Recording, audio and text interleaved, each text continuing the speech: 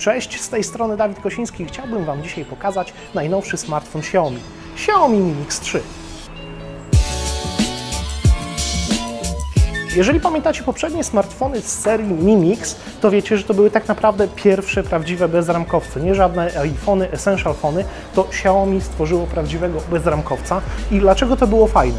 No to było fajne, bo czegoś takiego wcześniej nie było, ale sprawiało też pewne problemy. Xiaomi uznało, że musi stworzyć tego bezramkowca na nowo i stworzyło, ale jak im się to udało? Bo przecież tutaj nie widać żadnych czujników, żadnych aparatów, niczego. Zastosowało więc bardzo prosty mechanizm.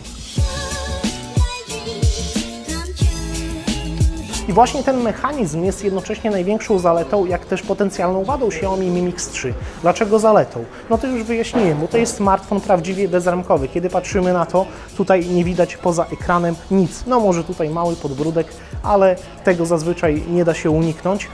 Dlaczego to jest z kolei wada? Bo to jest element mechaniczny. Elementy mechaniczne bardzo lubią się psuć. Jeżeli mieliście prawdziwe telefony, jakieś składane, jakieś tam Motorola, Razer i tak dalej, to doskonale to pamiętacie i nie bez powodu w smartfonach tych elementów mechanicznych nie ma.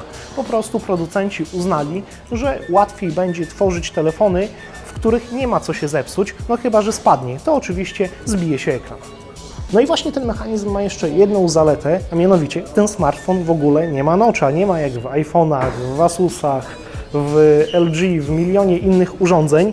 Ten smartfon jest naprawdę, ale to naprawdę bezramkowy, jest przez to bardzo ładny. Warto powiedzieć też kilka słów o jakości wykonania. Z przodu mamy oczywiście szkło, niestety nie wiemy jakie.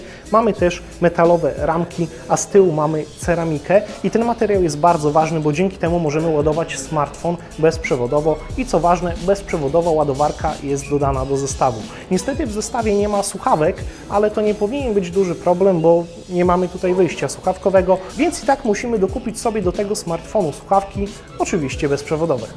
Bardzo ważnym elementem takiego bezramkowego smartfona jest oczywiście wyświetlacz, który ma przekątną 6,39 cala i proporcję 19,5:9, rozdzielczość Full HD dostosowana do tych standardów. Jest to wyświetlacz AMOLED, bardzo ładny, bardzo dobre kolory, bardzo dobre kąty widzenia, a kiedy zgasimy wyświetlacz, to naszym oczom ukazuje się godzina oraz data, co oznacza, że ten ekran wspiera funkcję Always On Display, która jest bardzo przydatna, zwłaszcza w nocy. Nie sposób też przyczepić się do podzespołów tego smartfonu, bo jest to jedno z najszybszych urządzeń mobilnych dostępnych na rynku. Jego sercem jest procesor Qualcomm Snapdragon 845, który jest wspierany przez 6 lub 8 GB RAMu, a niebawem na rynku ma się nawet pojawić wersja, która wspiera 10 GB RAMu. Poza tym mamy tutaj od 64 do 256 GB pamięci. Ta wersja smartfonu, której właśnie używamy, ma 8 GB RAMu oraz 256 GB pamięci wewnętrznej i co tu dużo mówić, no to jest szatan po prostu, to śmiga, ale niczego innego się nie spodziewaliśmy. Te podzespoły dodatkowo działają pod kontrolą systemu Android w wersji Xiaomi, czyli MIUI 10 najnowszego. Całość prezentuje się naprawdę fajnie, śmiga, nie ma na co narzekać, ale co więcej możemy powiedzieć po kilkudziesięciu minutach testów. Jako że mamy tutaj najnowszy procesor Qualcomma, mamy też wszystkie najnowsze standardy łączności.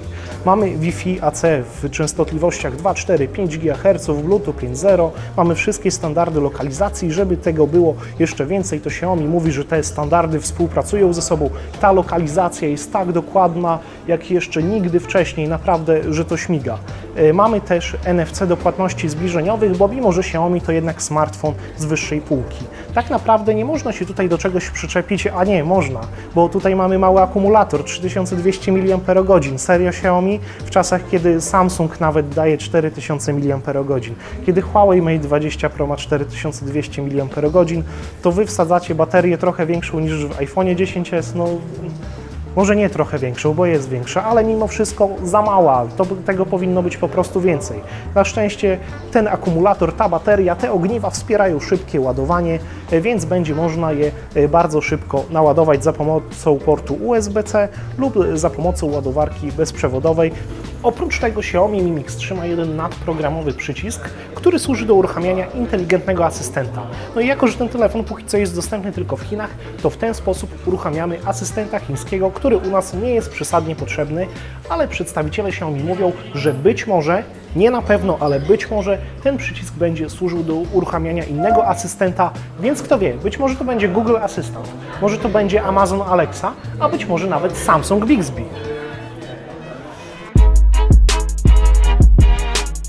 Jeżeli chodzi o aparaty w Xiaomi Mi Mix 3, to też jest bardzo nieźle, Chińczycy się nimi chwalą.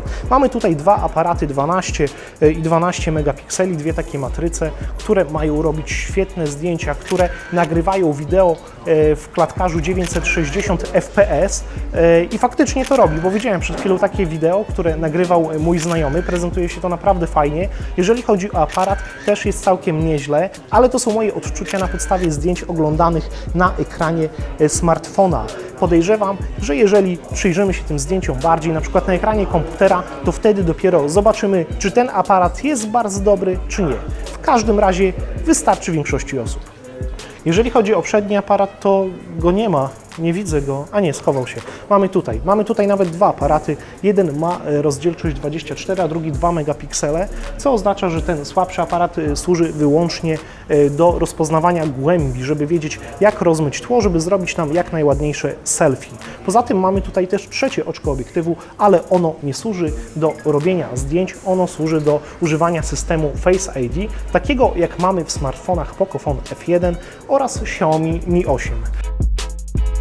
Skoro się uwalniają aparaty, to można zrobić sobie selfie, ale to nie jest jedyna opcja, bo możemy pod ten slider podpiąć tak naprawdę dowolną aplikację, jaką chcemy. Więc jeżeli często używamy Facebooka, to w ten sposób możemy uruchamiać Facebooka. Jeżeli często sprawdzamy maila, możemy w ten sposób używać maila i tak dalej.